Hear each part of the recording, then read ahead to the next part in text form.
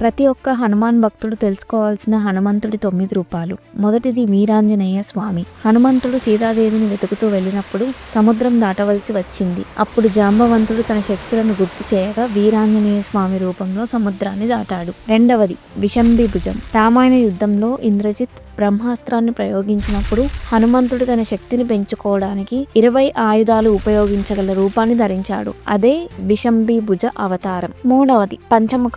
రామలక్ష్మణులను అపహరించిన అహిరావణ మహిరావణ రాక్షసులను సంహరించడానికి పంచముఖ ఆంజనేయ స్వామి రూపం ధరించాడు. అష్టాదశ భుజ. రామాయణ యుద్ధంలో అతికాయ అనే రాక్షసుడి విల్లును విరగొట్టడానికి ఆంజనేయ స్వామి అష్టాదశ భుజ అనే రూపాన్ని ధరించాడు.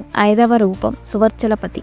హనుమంతుడు లక్ష్మణుడి ప్రాణాలను కాపాడడానికి సంజీవని పర్వతం కోసం వెళ్ళాడు. అక్కడ మేరు పర్వతాన్ని పెకిరించడానికి సువర్చలపతి రూపాన్ని ధరించాడు. ఆరవది చతుర్భుజ ఆంజనేయుడు. రామాయణ యుద్ధంలో పాల్గొన్న రామ సైన్యానికి ఆహారం అందించడానికి అన్నపూర్ణాదేవి ఆశీర్వాదంతో చతుర్భుజ రూపం ధరించాడు.